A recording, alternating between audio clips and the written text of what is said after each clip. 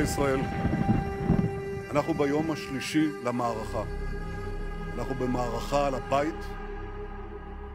מלחמה על הבטחת קיומנו, מלחמה שבה ננצח. המלחמה הזאת נכפתה עלינו על ידי אויב מתועב. חיות אדם שחוגגים רצח נשים, ילדים וקשישים. את הזוועות שחמאס ביצע לא ראינו מאז זוועות דאעש. ילדים כפותים שהוצאו להורג עם שאר בני משפחותיהם, צעירים וצעירות שנורו בגבם, הוצאו להורג, ועוד זוועות שאני לא אתאר כאן. אנחנו ידענו תמיד מי זה החמאס. עכשיו כל העולם יודע. חמאס זה דאעש, ונכריע אותו בדיוק כפי שהעולם הנאור הכריע את דאעש. האויב הנאלח הזה רצה מלחמה, הוא יקבל מלחמה.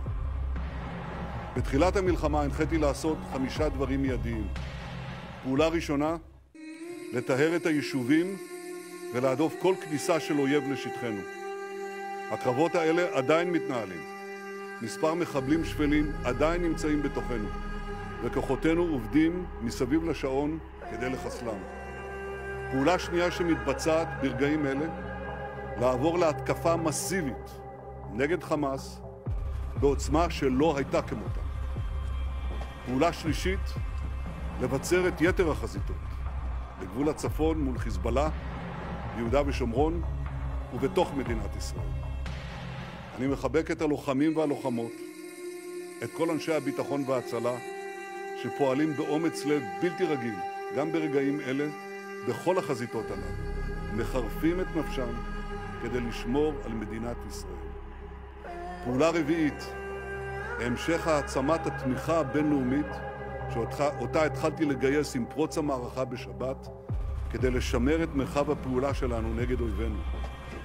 פעולה אחרונה, מבחינתי בעלת חשיבות עליונה, לבסס את האחדות בעם. הפילוג בתוכנו נגמר. כולנו מאוחדים. וכשאנחנו מאוחדים, אנחנו מנצחים. העם מאוחד, ועכשיו ההנהגה צריכה להתאחד. אני קורא למנהיגי האופוזיציה להקים מיד ממשלת חירום לאומית ללא תנאים מוקדמים, כפי שהוקמה עם מנחם בגין ערב מלחמת 6 הימים. אזרחי ישראל היקרים, התחלנו, ואני מדגיש, רק התחלנו להכות בחמאס. התמונות של החורבן וההרס ממעוזי החמאס בעזה הן רק ההתחלה. חיסלנו מאות רבות של מחבלים, ולא נעצור שם. אמרתי שכל מקום שממנו פועל החמאס יהפוך לאיי חורבות. זה כבר קורה היום, וזה יקרה ביתר שאת בהמשך.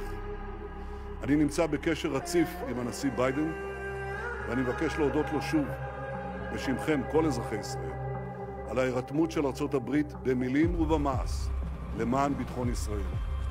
נושאת מטוסים אמריקנית, מהגדולות בעולם, נמצאת בדרכה לאזורנו. אויבינו המשותפים במרחב מבינים היטב את המשמעות של צעד זה. כמו כן אני רוצה להודות למנהיגים רבים בעולם על תמיכתם חסרת התקדים בישראל. אזרחי ישראל, אני חייב גם לומר לכם, יש הרבה פייק ניוז ותעמולה כוזבת שמתפרסמים למטרה להפחיד אותנו ולפלג בינינו, כמו הפרסום על עשרות מנהרות חודרות לשטחנו, או הפרסום הכוזב כאילו המודיעין המצרי העביר אזהרה מוקדמת לישראל לפני פרוץ המלחמה, דבר שלא היה ולא נברא. אסור ליפול למלכודות התעמולה האלה, וצריך גם להצטייד במה שהכי דרוש במלחמה, באורך רוח ובקור רוח. אני יודע שכולנו רוצים תוצאות כאן ועכשיו. זה ייקח זמן. אבל אני מבטיח לכם, אזרחים יקרים, בסיומה של המערכה, כל אויבינו ידעו שזאת הייתה טעות איומה לתקוף את ישראל. מה שנעשה לאויבינו בימים הקרובים יהדהד אצלם לדורות. כבר היום שדה הקרב רווי במעשי גבורה עילאיים של אנשים, של חיילים, של שוטרים, של אזרחים. ראיתי את הסרטון שעל האלוף זיני עומד היום יחד עם חייליו אחרי שכוחותינו חיסלו מחבלים. זאת הרוח שלנו, שמתבטאת בעמידה איתנה, בעמידה נחושה, יחד. ראיתי גם סרטון מרטיט לב של דוד, חייל צה"ל שבנו התינוק נכנס אתמול בבריתו של אברהם אבינו. דוד היה בשטח עם חבריו ליחידה, וצפה בטקס ברית המילה על מסך הטלפון הנייד, וכשנשמעו המילים "בדמייך חיי", דמעות עמדו בעיני כולנו. אתמול מיניתי את תת-אלוף במילואים גל הירש כאחראי על נושא החטופים והנעדרים, והוא כבר החל בעבודתו. אנחנו נעשה הכל למענם. לב כולנו עם משפחות החטופים, לב כולנו עם משפחות החללים.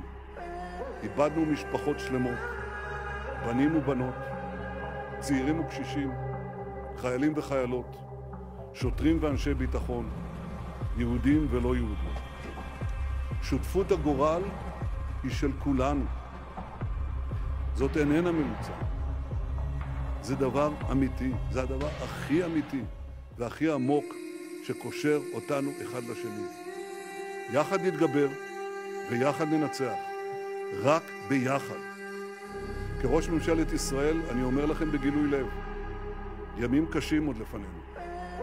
אנו דואבים על אחינו ואחיותינו שדמם נשפך, ואנחנו נחושים לנצח במלחמה הזאת, כדי להביא חיים, ברכה ואור לעמנו ולמדינתנו.